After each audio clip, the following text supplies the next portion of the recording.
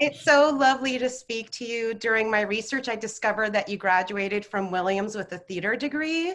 Yes. And normally I don't mention colleges, but I thought as a fellow mom that you would appreciate knowing that I just dropped off my oldest son in Williamstown last month for his first year at Williams. That's So amazing. Go East. It's that's right. That's cool. right. He was very excited to hear that I was interviewing, a filmmaker who had gone to his school because we had just talked about The Last Dance, which was also directed and produced by an EAF. It's an So amazing school, and the alumni network is amazing. So he's in good hands. that's right.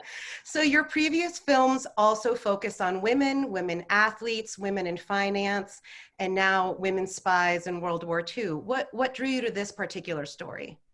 Yeah, so I always start kind of with the genre that I think is a commercial genre that people enjoy to watch, but maybe hasn't had that female lens in the way it could. So sports film, first female-driven Wall Street movie, and then spy film.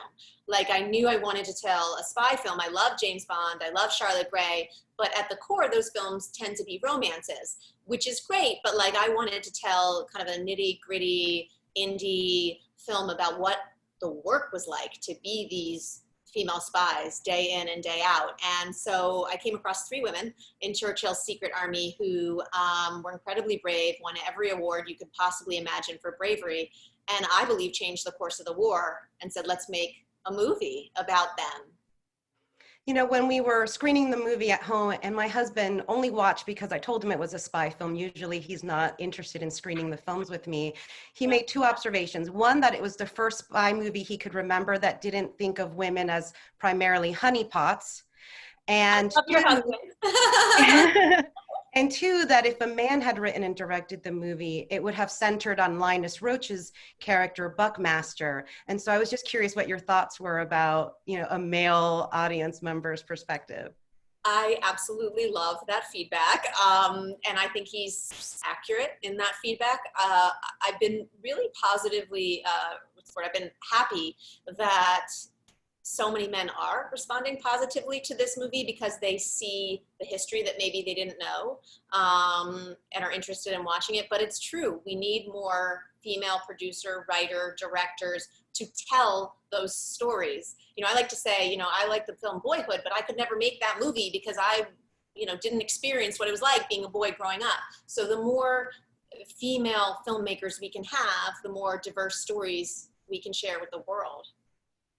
Yeah, and I think it's curious that you brought that up because in looking at the statistics, it's clear that last year in the top 100 grossing movies, women made up not quite 10.7% of the directors, less than 20% of the writers, and less than 25% of producers.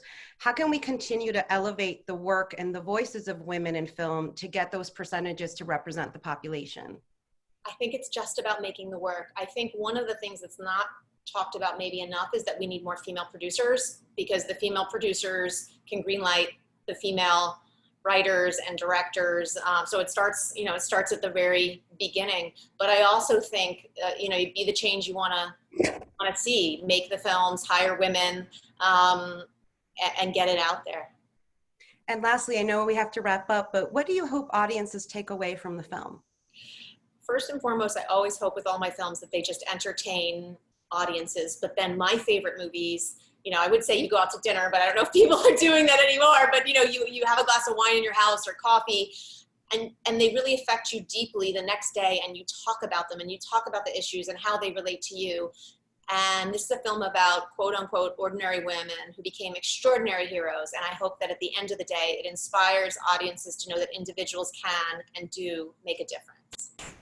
Thank you so much. I think it's a message that's incredibly needed right at this moment. So thanks again, and it was an honor to speak to you. Thank you. Have a great day. All right, bye-bye.